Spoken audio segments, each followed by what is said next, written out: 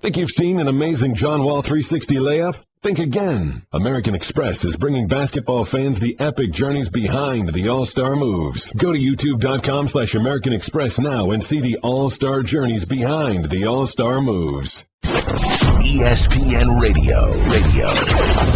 This is the Thundering Herd podcast. Interesting, I was bouncing around this morning, and the latest trend or discussion is the Patriots will be exonerated of Deflategate. Isn't that interesting? Interesting, not cheaters after all, dominating America by their very skill and will. Hope there's a lot of apologies coming by the NFL. That'll be great, won't it? Finally, me and Tom Brady can rise together. Another Super Bowl. It's outrageous claims. Nobody has more integrity than these Patriots. By the way, increasingly, I'm starting to hate Seattle. And I shouldn't, because I'm from the Pacific Northwest, and as a kid, I loved Jim Zorn and Steve Largent. I really like the Seahawks a lot. But got to be honest, I owe my audience honesty. I'm starting to really dislike the Seahawks. Here's the latest. Forget the crotch grabbing. Forget the sullen attitude from Marshawn Lynch. Earl Thomas, NFL treats us like criminals. Yesterday, said Earl Thomas, my shoulder was a 10. Wake up the next morning, I've got a blood test for HGH. League office distraction, said Earl Thomas on Twitter. However, another Seahawk player told ESPN, we're being treated like criminals. Tested like people on parole. Excuse me? You're not being held to a standard higher than every other player in this game.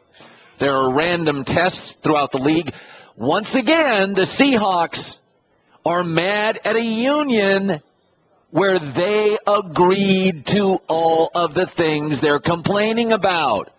Spend a little less time worried only about the day, the moment, and the paycheck, and pay attention to your union representatives, Marshawn Lynch and Earl Thomas and players with the Seahawks. You agreed to the random testing. It's like Des Bryant of the Cowboys. Man, I deserve more money. You know, the Cowboys can franchise tag you, which you wouldn't like, but you agreed to as part of the union. Now, not all Seahawks are unlikable. Here's Russell Wilson, who I think is one of the most gracious human beings, forget sports, that I've ever met. You know, if I was an owner, which one day I will be, you know, that's my goal.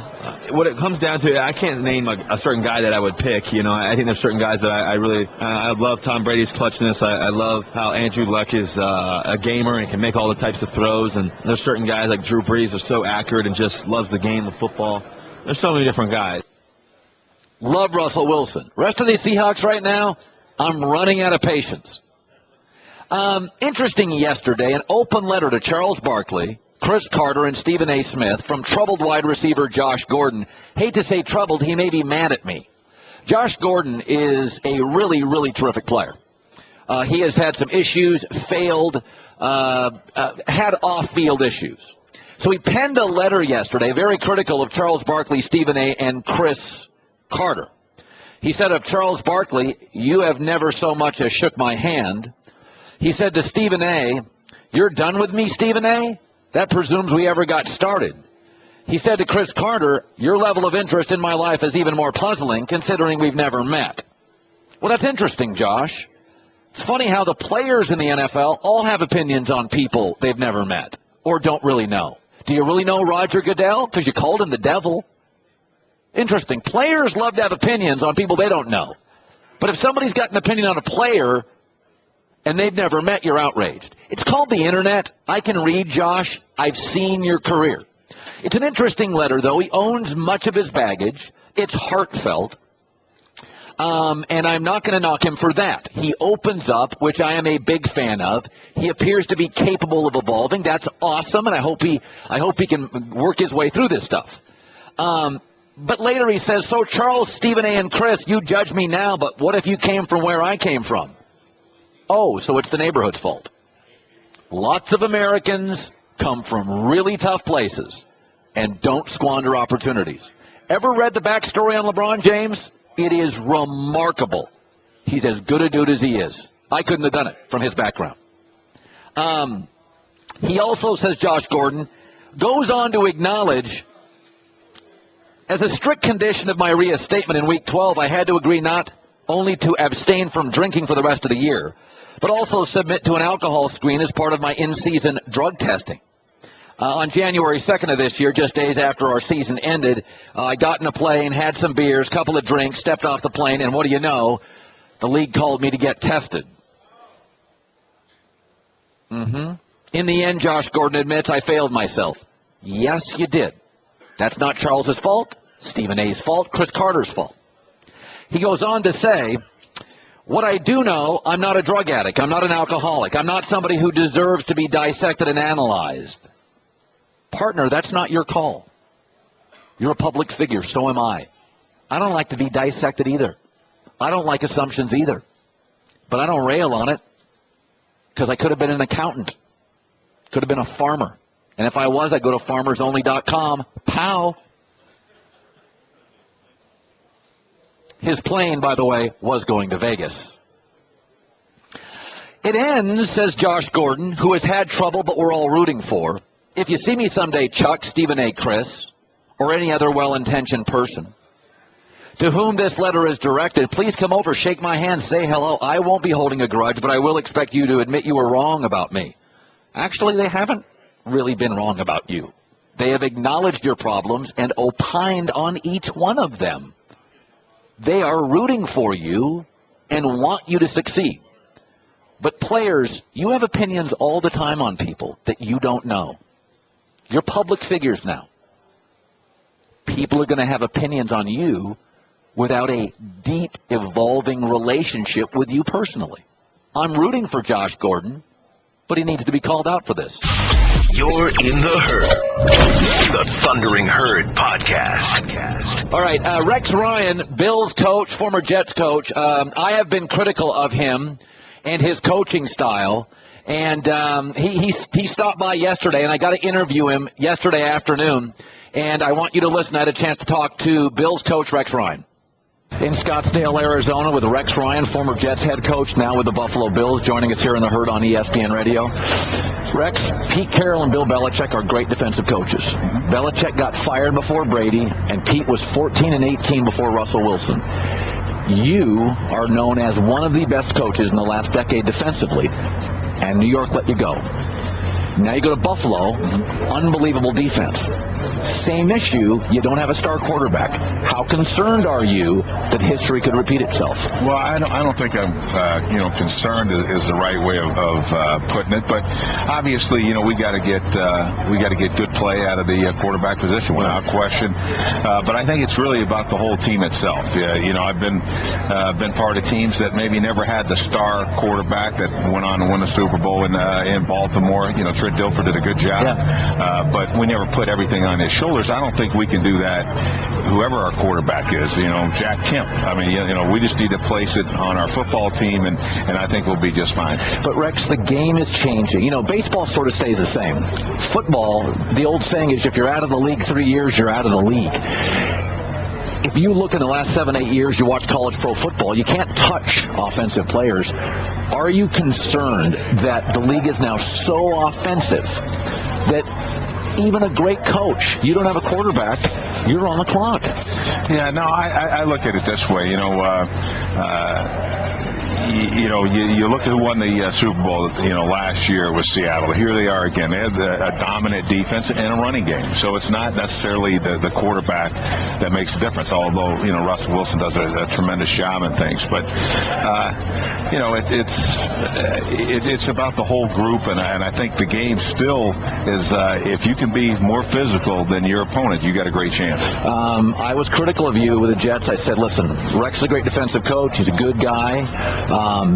His players always play hard. They never quit on you. But I've said many times, I believe you have to evolve, and I think Rex is challenged offensively, and he has to reinvent himself offensively. He has to be more offensive friendly. Am I out of bounds? Is that way wrong? Well, no, I just think you can't be a good coach if you on defense if you don't understand offense and everything else. I can understand where you're coming from, because quite honestly, there's a huge discrepancy of offense and defense and things like that. But at the end of the day, it's about winning, and I certainly understand, the criticism and things like that. But I think given this other opportunity, we're going to be just fine, and I'll get to prove it. Pizza Hut, Rex Ryan joining us, former Jets coach, now with the Bills.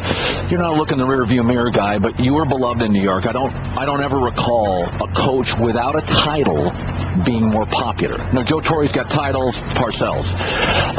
When you went to Buffalo and you did the press conference, some of the New York media turned on Rex, and they said, he's just selling soap. It's the same thing he said to us.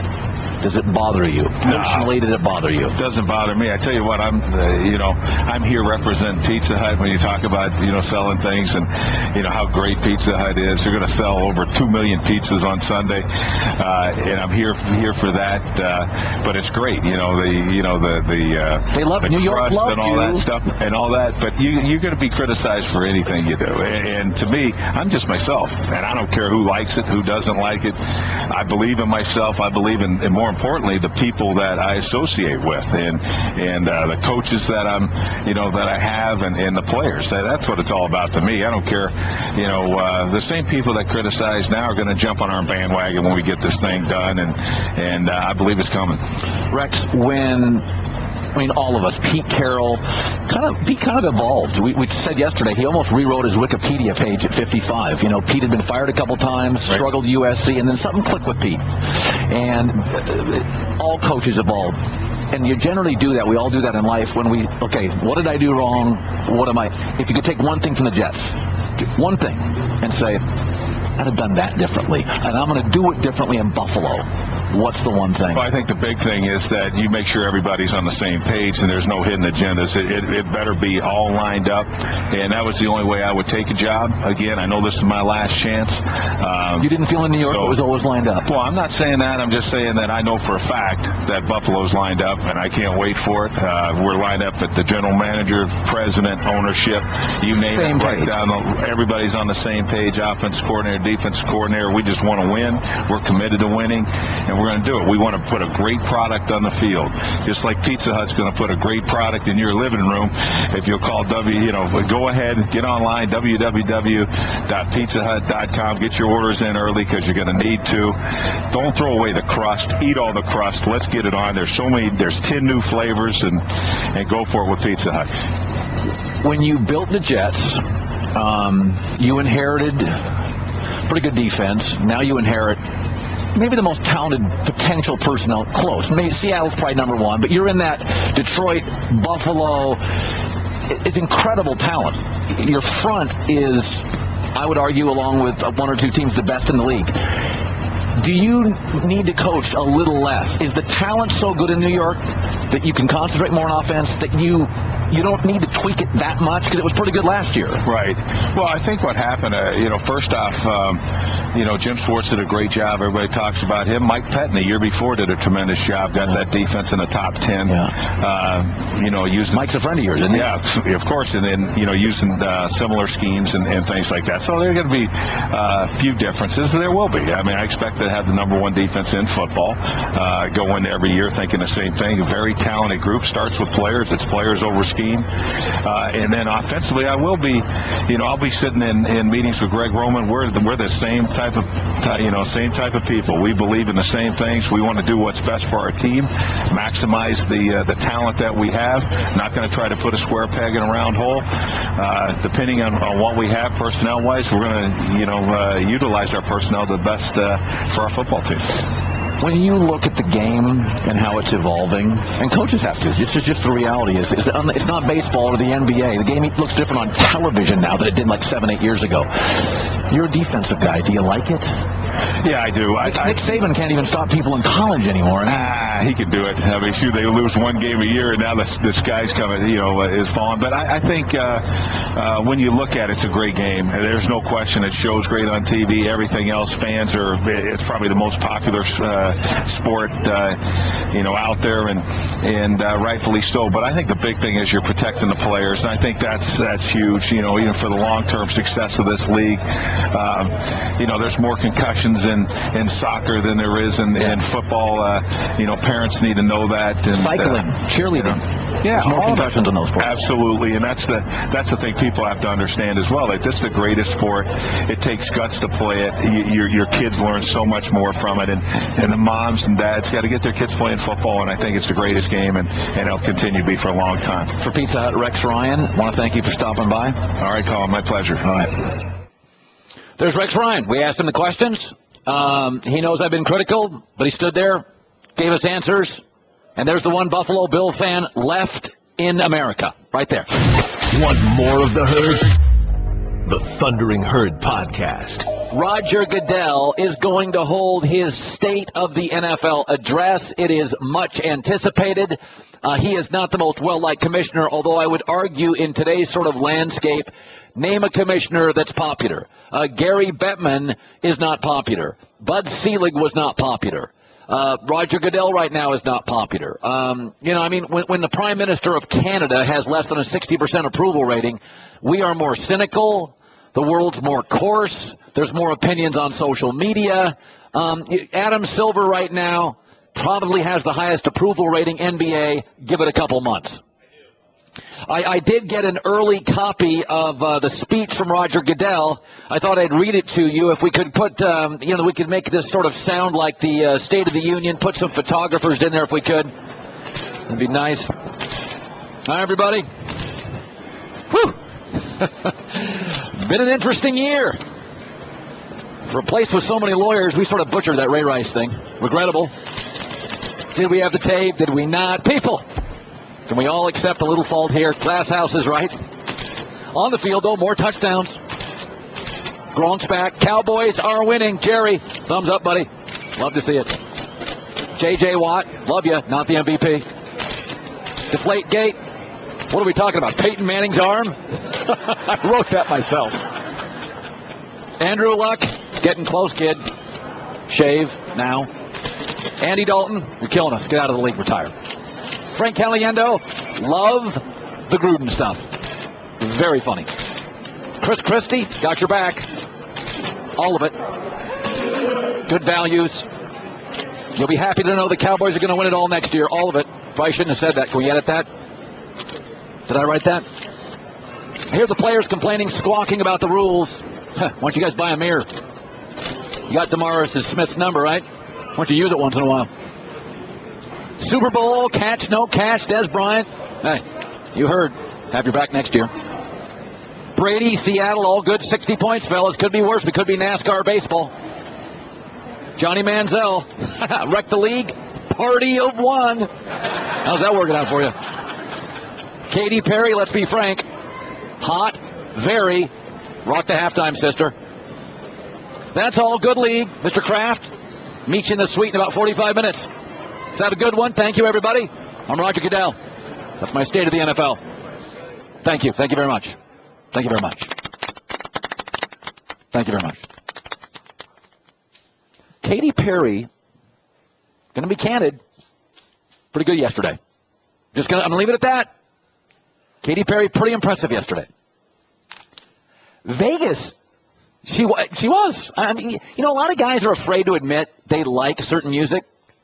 Katy Perry's pretty good. It's pretty good, right? Vegas is telling you what to expect in this game. I went and looked at the stats predicted by Vegas in this game. Pregame.com sent them to us. Tom Brady, over-under, 262 yards. Russell Wilson, over-under, 221. Seahawks rushing, 143 yards. Patriots, 96. Gronk, 79 yards. Okay, so they're telling you what the game is going to be. It is not a very high-scoring game. Low scoring, very few big plays. Patriots favored by 1. Vegas favorites have won 33 of 48 Super Bowls, about 70%. Seattle, though, December or later under Pete Carroll last 4 years, 19-5-1 against the spread. Vegas wins about 92% of the time. Vegas has won money in net 22 years. Bettors winning money only twice. I think a little bit more money is on New England right now. But Vegas is telling you we're looking at 24-20 here.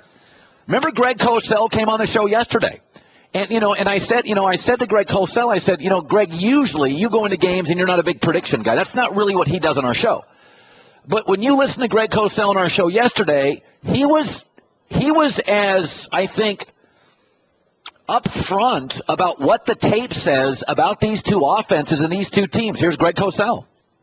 Offense in this game is not going to sustain for either team. There's not going to be a lot of 12-play, 80-yard drives in this game. So without some other things happening, I don't think you'll see consistent, sustaining offense. Okay. This, to me, has an old-school feel to it. Somebody just sent us a tweet. It's funny, Colin. Rex Ryan knows more about pizza than he does offenses. That is sadly so true. That Buffalo fan behind me he's just so fired up. It's like, brother, you thought that offense was bad last year. You better buy some pizza, a lot of it, because you're going to be watching like 28-3 by week 6. Technology gone bad. Gone bad. This is the Thundering Herd Podcast. Geico presents Strange Saving Stories. Astronomers detected an interstellar transmission. It stated, Geico, 15 minutes could save you 15% or more. The implications were staggering. Was the cosmos telling us we could all save hundreds on car insurance with Geico? Or did their radar merely pick up a signal from the nearby Rufus and Clyde's morning show? We may never know. Geico. 15 minutes could save you 15% or more on car insurance. ESPN Radio. This is the Thundering Herd Podcast. So a lot of times people don't believe my story. Like sometimes they'll go, Colin, you're making it up. And I'm like, no, I'm not. I've never made up anything on the air. Sometimes I embellish and theatrical to have more fun. But yesterday, Vince got to see one of my stories up close. I attract crazy people. I just do. Mostly because I get stories out of people. I like to get in cabs. I like to talk to people. Okay? One of my things, I've told this story, I get into a cab, I want to know your life story. We got 35 minutes in here. I'm not going to just stare at, cab guy, dashboard. So we get into a cab yesterday. Vince and I have to go to Media Row. And I could tell this story this morning, and none of you would believe it. Vince was there. So we get in with a cab driver. I'm not going to give away too many specifics. He had a very sordid life. He stole $7 million from Vegas in one of the all-time great gaming scams. Feds caught him, put him in prison, but nonetheless, he did it. He owned bars, was a drug runner, owned car dealerships, looked a little older than his age after this. My bosses are looking at me. I'm telling you, Vince and I looked at each other several times, had the opportunity to be a government informant. We looked up his story in the back of the cab as he was talking. All true. It was him. And carpeted dashboard, by the way. Carpeted dashboard. Easier to clean up. Evidence. So we sat there. He drives very fast. Potty mouth. Vince and I sat back there, and I looked at Vince, and I'm like, this is an all-timer. And he went, and we didn't ask questions, and he went, and the stories got darker. And he had his phone several times tapped by the feds. And when we got out of that cab, first of all, I gave him a huge tip. I'm like, it's like story time with Pablo Escobar. It was unbelievable. I got out of the cab, I'm like, holy God, it's incredible. But I told you, Vince, I've got 3 or 4 cab stories. Cab drivers are fascinating because no baby falls out of the womb and says, I want to be a cab driver. They want to be a fireman. They want to be a shortstop. They want to be Spider-Man. They don't want to work for Yellow Taxi. That's not the way it works. They end up there after things go wrong. Do yourself a favor. When you get in a cab, talk to him. Ask him questions. A lot. Be very interested. You will be amazed at the stories of cab drivers in this country. Rubs the lotion on its skin or else it gets the hose again. I'm telling you, man, all-timer. I mean, Vince and I got out of that cab, and I'm like, are we alive? I had to ask him twice. He was using words and terms. I'm like, I'm not really into drug running. What does that term mean? And I'd be like, it was the most educational thing I've ever been on, and scared for my life. If I saw that guy right now, I'd buy him a beer. It was complete entertainment. And he was you know what? Cab drivers got nothing to lose. Like a lot of people you meet, even you get married to somebody and you're like, wow, you got a sordid past. You never told me about this. I knew that guy 9 minutes. I knew everything. He's like, driving a cab in Scottsdale. Here you go. My phone probably is tapped, having been in that cab. It was incredible. By the way, last night, it was almost comedy. So I went to Talking Stick Resort and had to do this kind of event. It was real fun. Hang out with Hunter Mahan, PGA Tour. Best guy in sports maybe I've ever met. And on the way out, the Lakers, it was a crazy finish. The Lakers led by 9. This is not high school basketball. This is the NBA. You lead by 9 at home with 70 seconds to play. You wrap the puppy up. Get on the plane, fly to Minneapolis, next game. The Lakers led by 9, 70 seconds left in regulation. Roll the tape. Jordan Hill, the ball bounced off his foot, picked up by Aaron Brooks. Over the timeline, Brooks on the left wing to Cutting Noah. Noah, left elbow three ball. Butler got it with 58 seconds to go. 98-94 LA. Brooks, he got stripped on a steal. Brooks to Butler with a two-handed dunk. 98-96 Lakers. 44 seconds left. Rose driving baseline left to the rack. No. Off the wing of Chris Paul. Gasol is tied up the ball there at 98 with 11 seconds left. Oh, my goodness.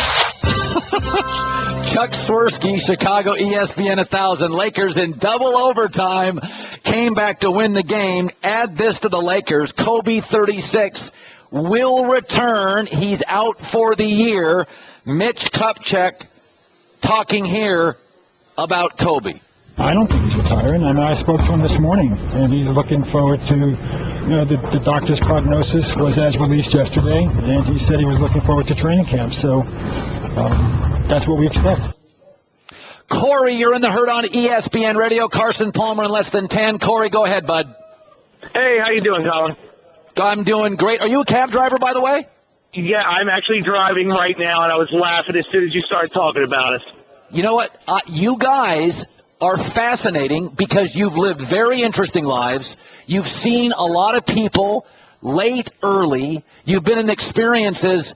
I mean, was I wrong? There's something about cab drivers. No, and you're right, too. It's usually something happening. Like, I have a culinary degree. 17 years, never worked out. I ended up driving cab. I'm in college now to get my MBA, but yeah, it happens, Things happen in life. You gotta do what you gotta do.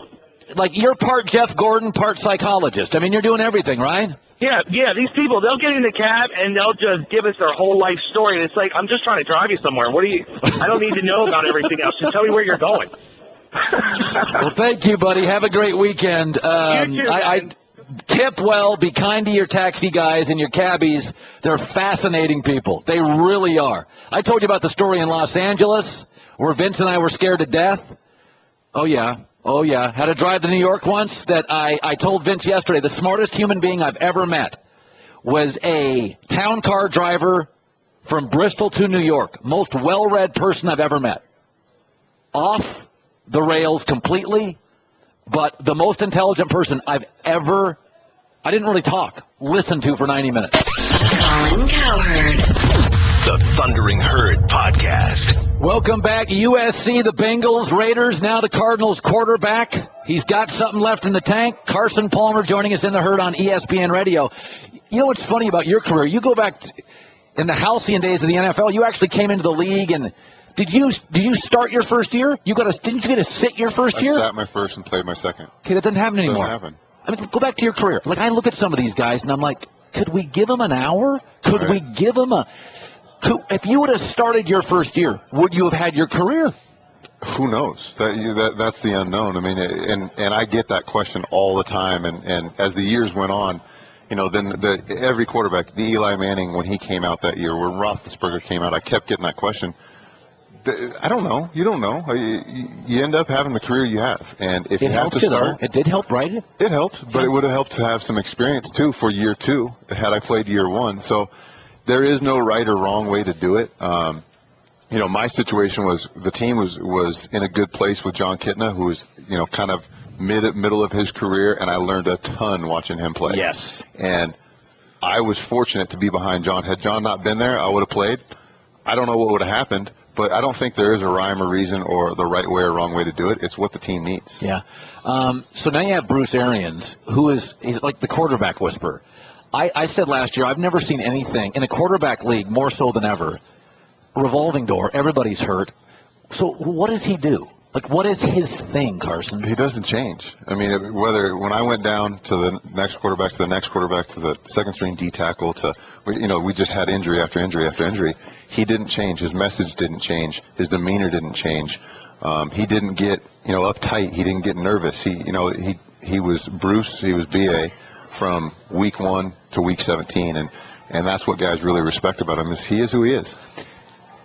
Pete Carroll goes to USC, failed twice in the NFL. I hate to use the word fail because he wasn't a disaster. It just didn't work out. And when he was first hired, the LA Times was mocking him. Pete Carroll, you tried Paul Hackett. It didn't work. Another NFL guy. So 6-6 first year, lose to Utah in a bowl game. Come out the next year, lose to Kansas State. And all of a sudden you go to Oregon, you beat Oregon, and the world changes. And from that point forward, you were the quarterback. USC didn't beat people. They beat people up. When did you know?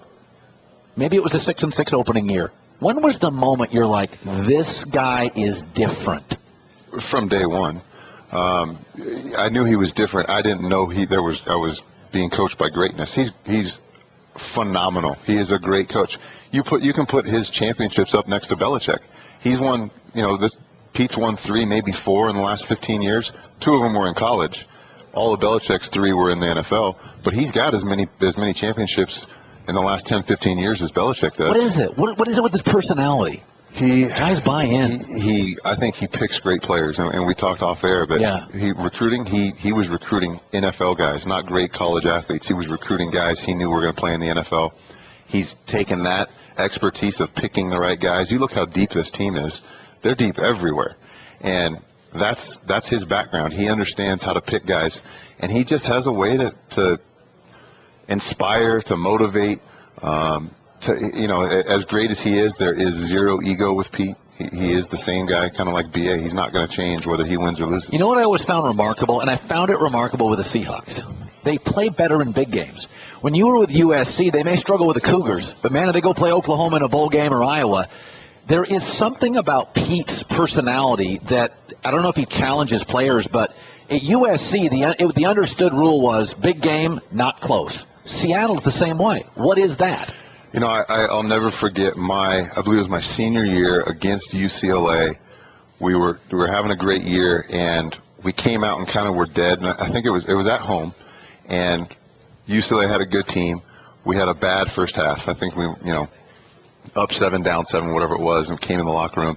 And as soon as we get in the locker room, he's standing by the sound system. He cranks up the music, and we had a full-on dance party at halftime. And his point was, get out of this funk, get this out. And literally a dance party. It was like a club at 2 a.m. Guys, playing music. And Pete's dancing. Pete's in the middle of it, leading it. And we came out in the second half, and I don't know what we won by, but it was multiple touchdowns. He just has a way of connecting with you. He has a way of motivating. And that's what's different about him. I would pay to get that video. I would pay TMZ to find the video of Pete Carroll's dance Def Jam party. Yeah, he can't dance. By the way, a lot of people are critical of Roger Goodell. You're not one of them. You've known him for a while. I like Roger. I've been on the ugly side where I've seen teammates get suspended for multiple games and seasons where a guy is out for 8 games. That drastically changes your team. Playmakers that we had lost to his suspensions that he had mandated. I'm a fan. You live by what the commissioner does and die by what the commissioner does. But I think what he's done for the game is great. I think his leadership is great. I understand why a lot of people don't like it. But I'm personally a fan of Roger. I'm a parent. It's hard enough to be a parent of 2 or 3. He's a parent of like 2,000. Not everybody's happy. And, here's the truth. The league is really popular. Most players are paid pretty well. Seattle is really kind of a young, collegiate, aggressive team. The thing I always say about Roger Goodell is if you look in the world right now, we don't like our president. We don't like our commissioners. Like nobody likes anybody. No matter what he says, half the people are going to love it, half the people are going to hate it. But he's not going to change all of a sudden. He's not going to drastically go one way. What he says goes, and I understand that. A lot of people don't like it. I like that leadership. I like that, that dictatorship where he points one direction. You got to follow that direction. And if you don't, you're out of the league or you're done. And I respect it. Carson Palmer, USC Bengals, Raiders, now the Cardinals quarterback here in Scottsdale. Rains 6 inches a year, half of it coming down today. The Herd on ESPN Radio. Okay, Tom Brady and Russell Wilson, diametrically opposed in a lot of areas. When you look, because you're a Cali kid, and Tom's a Cali kid, and neither of you are get out of the pocket and run around. What to you when you watch Tom, you think, he's really special. He does something really well. Because you were always big, classic, pocket, big arm throw. Tom doesn't have a great arm. It's okay, is it? You think it's pretty good? Tom's got a pretty good arm. He does? People said the same thing that Peyton Manning didn't have. Peyton Manning's got a hose. Think so? Tom's got a strong enough arm to get to 6 Super Bowls. It may not pop off the screen like a couple guys in the league, but strong arms don't win football games. Accuracy wins football games, and that's what separates him. And that's what impresses you, his accuracy, big game toughness? Yeah, I think the most impressive stat is 6 Super Bowls. That's almost a half a season in Super Bowls played. It's a record. He's the only guy that's done that. And a lot of that's because of his accuracy, and he plays well in big games. What do you make of Russell Wilson? 5'11", third round, shortstop. Most people didn't think he'd ever be an NFL player. I don't even know what you say if he wins his second. When you watch him, is it sustainable, running around? Well, he doesn't take hits, though. I think it is. It'd be different if he's getting, creamed heading to the sideline. But you always see him slide. You always see him do the thing where he sticks the ball out to get that extra 2 yards with his ball and with the ball in his feet, and not using his shoulder to get those extra 2 yards. So you don't see him taking those hits that you see some of these running quarterbacks take. I think it's sustainable. You are in the division with Seattle. I have noticed this from a lot of people in Arizona. They're not Seahawks fans. Is it hard for you to see somebody in your division, a vaunted rival, win back-to-back Super Bowls? Is it hard for you? It's harder I live here. This is my home. It's harder to have them here playing in this Super Bowl. It's eerie. It's uncomfortable. To have a Super Bowl in your backyard and all this hype going on around your house and my kid's school and where I rehab and all these different things, it's a little bit eerie, and I think it's great motivation for us because a ton of the guys that are on our team are here and they live here full time. And they're talking about it. And it's all this hype and all this excitement for somebody else that's practicing at your facility, working out in your weight room, playing in your stadium. It's just odd and eerie and uncomfortable. But I think it's great motivation for us. Carson Palmer, how many years do you think you'll play? Tom says he wants to play the 45. That's a long time. How about you? A long time. That's another decade away from me. You love the game. I love it. I don't know. Do you love working out? Do you love the process? I love it. You do? I love it. I'm rehabbing at the Fisher Institute 6 days a week right now. And I enjoy getting up and going to rehab, and it's 7-8 hours or 6 to 7 hours a day. I enjoy it because I drop my kids off at school. I go, I do my rehab. I have time to watch film. I have time to get lunch, and then I see my kids in the afternoon. I love it. I enjoy every facet of the game, the studying, the preparation. The one negative is the media. That's the part that you get tired of hearing all the time, and that's one of the negatives. But there's so many positives and so many things I love about this game. Yeah, we are tedious in the media. Yeah, I can acknowledge that. I'm tedious. I'm annoying. No, it's not annoying. It's just it's part of the game that you gotta put up with, and you see the hype around Marshawn Lynch and Deflategate and all these things. You get tired of hearing it when it's your job. Yeah, it's great seeing you. Great to see you. Thanks for having me. Carson Palmer, who really started the rebirth of USC. It all started with Carson Palmer. You can put that on my shoulders. No, I remember that. The Oregon game, Mike Williams exploded second half. He just lost to Washington State in overtime. That point forward, blowouts for 6 years.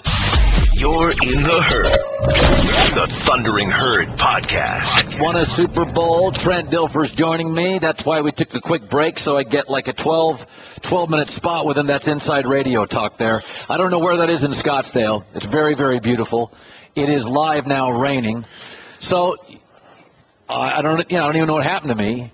But I thought about 2 weeks ago. I know what happened to you. Well, we don't want to go to that story. Let's just keep that under the radar. So a couple of weeks ago, if you'd have told me, oh, boy, Seattle, and something happened, I got here, and I'm like, I not only like New England, I think they're going to take a lead.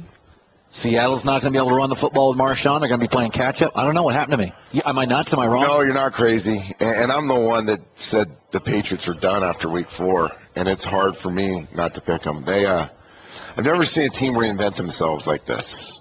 And you can see it in Tom. If you really listen to Tom talk, and not what he says, but how he says it, he's like, I can't believe we're here again. How did this happen? Right. They were not a good team early in the year. Beat by 30 to the Chiefs. And it's not even that. They didn't have players. It didn't work. And somehow, through player development, they all get on the same page. Belichick does his genius. Tom obviously carries the weight.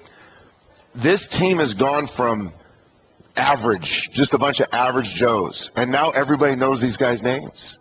They've become good players, a great team. They're really good. Yeah. And they get you leaning back. That's the term I'm using, is the Patriots make you lean back when you play football. You never can kind of just be on your toes and be coming forward. You're always like, what's about to happen? We're always leaning back a little bit. Whether it's formations, personnel groupings, what they do with their, I don't want to say trick stuff, but their creative stuff they do offensively.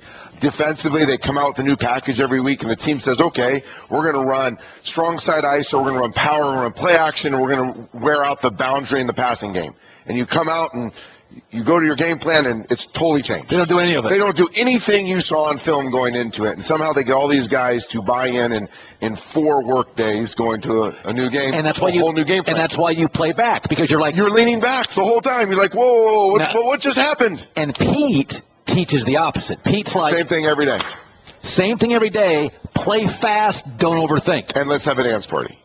Is that the amazing story? I never heard that story. How about Carson? The term Carson, the beard and the jacket, lumbersexual. I guess it's hip in L.A. right now. The beard with the suit, lumbersexual. That's the term. That's amazing. Listen, we're going to play this. This is what we're going to talk about Pete Carroll, because you know him very well. Carson Palmer told a story in college about Pete Carroll. This is not Belichickian. Listen to this story. I'll never forget my senior year against UCLA. We had a bad first half. Up 7, down 7, whatever it was, and came in the locker room. And as soon as we get in the locker room, he's standing by the sound system. He cranks up the music, and we had a full-on dance party at halftime.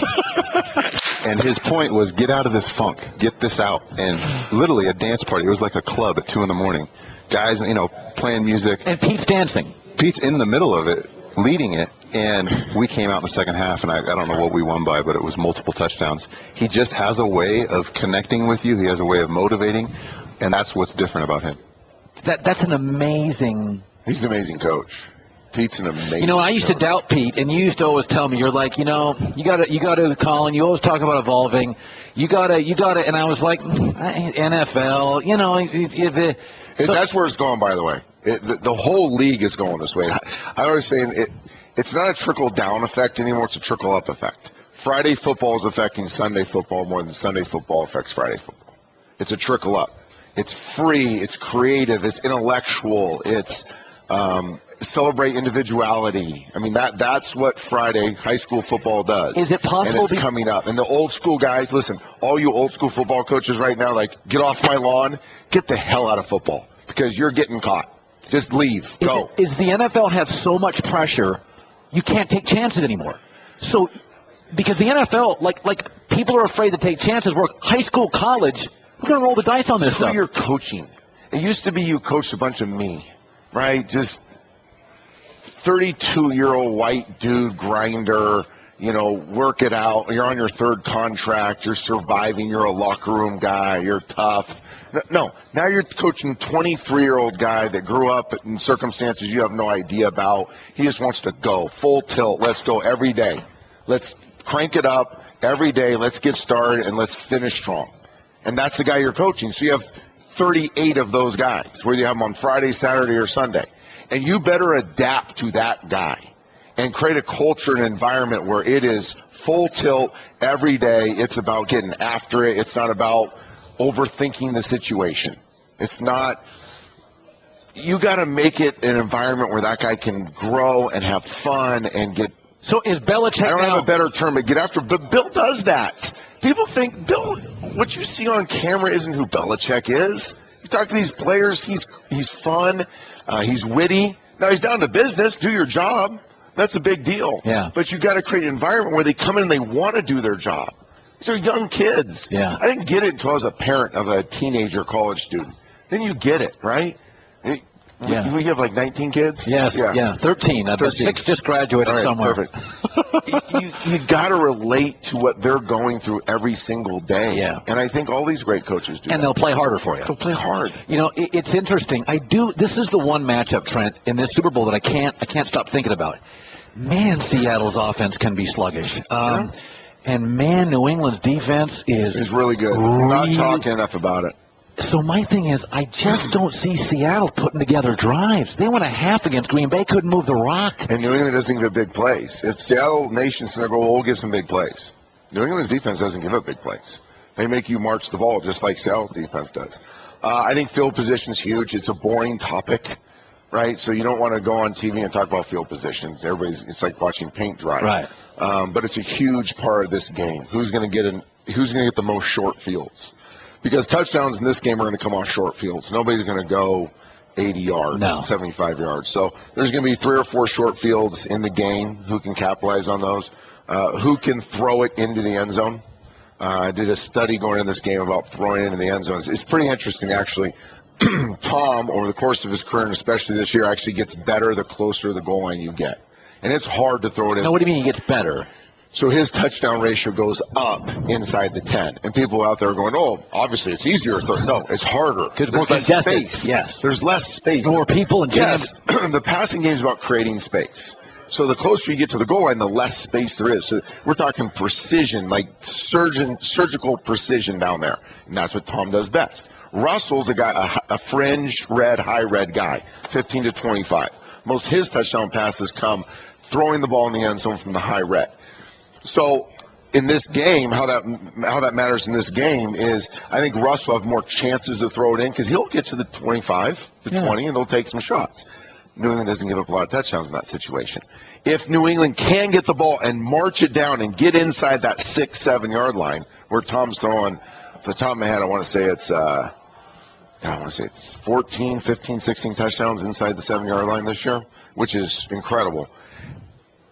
Seattle actually only gives up touchdowns inside the 10. They don't give up any high. So that's their weakness. That's their weakness. It's funny. It's really interesting, but can you get down there? They only give up 2 red zone possessions a game. So can you even get down there?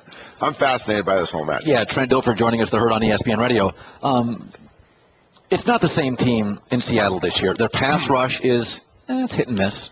You can run a little on Seattle? You can run on the edges. There's C-gap runs available. Okay, explain that. Why can you run the edges? I don't know. Generally, teams you don't. Inside, exactly. Usually it's like A, B-gap runs against them. They've been gashed a few times in C-gap runs, which are kind of like right off the butt of the tackle. Yeah, the butt cheek of the tackle. But here's the problem with running the ball in Seattle. You got to convert a high number of third and shorts because you're not going to get first downs on first and second down against Seattle. That's just they only had 924 plays against them this year, which is by far the best. So you don't get a lot of plays against them. Yeah. So you might have some just success. So put yourself in the play caller shoes. Like, okay, I'm going to call C gap run. Boom, we get 6. Second and 4. Second and 4. Good play, right? So I'm going to call another run. I'm going to get 2 because you're not going to get 6 every time you run the ball. So at 3rd and 2. Well, it's an offensive advantage down. We should get this. Somehow this team on 3rd and 2 is as good as they are on 3rd and 7. They just clamp you down. Statistically just as good. They just clamp you down. They make everything hard. There's no gimmies. And so it's really hard to keep calling runs knowing you're going to keep having 3rd and shorts, knowing that those are very hard to convert. Patience is a huge part. Field position patience, probably the 2 most boring topics we can talk about. Yeah. It's probably the key of this game. Trent Dilfer, the Herd on ESPN Radio, has a Super Bowl. Tom Brady has 20 career playoff wins as a starter. More than 21 franchises have ever accumulated. In fact, only 5 franchises, not including the Patriots, have more playoff wins. And then when I watch Brady with all this, and he scores, pumps his fist. Love it. Like he still plays with a chip on his shoulder. Love it. And you know him. Does he still have that thing like right there, I didn't get drafted? Yep. Still motivated by the demons of the past. And I think a lot of great athletes are, though. I mean, it's every day you got to fight. To live his lifestyle, what he does, the commitment he has, the investment he makes. You told me this 2 nights ago. Insane. By insane standards. His whole life is built around being the best he could possibly be. His whole life. He could have, the easiest way to say it, he could have whatever he wants. His gift is he knows what to say no to. He refused. I said this the other day. He wants to play till he's 50. His dad said it's going to end badly. We've only got 20 seconds. I don't think he'll end as a Patriot. I respect him. He wants to play 8 more years. Bill's not giving him 8. That's a tough one. Ooh, I don't know what to say. Brett Favre. Listen, Indianapolis, they're nice people. They got rid of Peyton. Belichick. Don't let that happen. I know it's weird. I'll cry. If he goes somewhere else, I'll shed a tear. Really? Yeah. I can't see that. I'd like to see that. No, I can't see that. See, now you bum me out the rest of the day. No kidding. I bummed me out. It's a buzzkill. What a buzzkill segment at the end. It was so good for like 10 minutes. Want more of the Herd? The Thundering Herd Podcast. Well, let's go to Vegas. We do this often, and for the first time in the playoffs, let's go to Las Vegas, pregame.com, at RJ in Vegas. RJ Bell is joining us. So here we go. I mean, you've been through a lot of these, RJ. Let's start. How are the wise guys handicapping the Patriots? Let's start with that. Well, we got to start with Deflategate here, how Vegas is looking at it. The line has not moved at all during this controversy. New England's been a 1-point favorite pretty much since the Monday after the conference championships. Okay. And the handicappers I talked to really don't think New England's going to be distracted. So they're discounting that. What they are saying is if the Pats had an advantage by messing with the balls during the season, then since they're not going to have that advantage during the Super Bowl, it might be something that has to be accounted for. And some guys I've talked to are accounting for that. Overall, last 15 playoff games, Patriots 4-11 against the spread in those games. That's very interesting because we think of this team as so great in the postseason. That is a surprising number to me. Does it surprise you? It does, but on the other hand, keep in mind, Colin, the public gets more involved in the playoffs, especially in the Super Bowl, and the public loves Brady. They love the Patriots. It's a known team. It's a popular team, so it has the line inflated somewhat, and I think we're seeing that here. Remember, Seattle opened up as a 2.5-point favorite in this game, and all the early money was on the Patriots and moved it to the Patriots being a 1-point favorite. By the way, quickly, the Patriots, they have not won a playoff game away from home since the 2006 season, which is almost hard to imagine. 70% of the bets so far on New England, and that's the public. They love seeing the Pats destroy the Colts in the conference championship games, but that doesn't bear well for this game. NFL teams scoring 40-plus points in the playoffs. So that's New England, last game 40-plus. In the next game, 4-23 against the spread because everyone's watching. They overreact, and that means likely value the other way. So how are the wise guys, RJ, handicapping the defending champion Seattle Seahawks? It's all about the fact that they're an underdog here. Just in the last 7 Super Bowls, underdogs are 6-1 against the spread. But if you look at Seattle, last 20 times Seattle has been an underdog, they've lost against the spread only 3 times out of those 20 games. 17-3 is a dog. Unbelievable. But remember, only 1 point here, and some of the guys I talked to are giving Seattle an edge since the game's in Arizona. It's closer for the fans, and they're very familiar with that stadium, playing the Cardinals every year. And if you just look at Seattle the last few years, they've so exceeded expectations. Last 50 games, they've covered nearly 70% of those games, and they've done even better against winning teams. And for the wise guys, it all comes down to Seattle opened as a favorite. The public bet against them. Now they're getting points, and that's where the wise guys see the value. Seattle plus the points. RJ Bell, pregame.com. What one bet, like to you, would you recommend as a strong one? What jumps out to you, RJ? Yeah, so one, be careful of betting too much of the Super Bowl. It's just one day. But here's one I really like. I like under in general in the game. It's in the 48-point range. And some of the reasons for that, the public's involved, and they like to bet over typically. Yes. Both teams want to run the ball. And both teams do a good job of not turning the ball over, which means we should have a low-variance game. But here's the best bet. I'm going with under 24 points in the first half. So beyond those general under factors, remember, every team is conservative early in the Super Bowl. They don't want to lose the game early. This is an amazing stat, Colin. Check this out. New England's played 5 Super Bowls during the Brady-Belichick era. In the first quarter of all 5 of those games, they've scored 0 points. Wow. 0 points first quarter, 5 games, not a single one. That speaks to the idea conservative play early, best bet under 24 points for the first half. Now, the Super Bowl gives us these unique prop bets. I always figure, when I used to live in Vegas, I'm like, smart guys don't bet these prop bets. But I've been told there's an occasional prop bet that the wise guys like. Oh, yeah, there's over 300 of them this year, and I know guys betting 20, 25 different prop bets for thousands of dollars each. Here's one that a lot of the sharp guys like. Last 3 Super Bowls, there's been a safety in every one, 3 straight years. Historically, though, only 1 out of 14 NFL games have a safety. So the public, they remember what they've seen the last couple years. They're betting yes on the safety because they want to bet a little bit to win a lot. Well, the pros, they're not afraid to bet a lot to win a little if the price is right. So the history says a safety should be 14-1 or so. You can actually get no safety minus 600. So I know most listeners don't want to lay 600 to win 100, but the odds say there's a lot of value, and that's the way the pros are betting that one. And about a minute left, RJ Bell, pregame.com. New England's a 1-point favorite. When you talk to most of the sharps, who do they like? The public on New England. A lot of that has to do with the marquee factor of Brady, Belichick, the fact they've been in the big game so much. But the pros, especially because of that line move, are looking at Seattle, and I would expect them. I think this line might drift up a little bit between now and Sunday, but as soon as it gets to 2, and I think it will, you're going to see a lot of professional money on Seattle.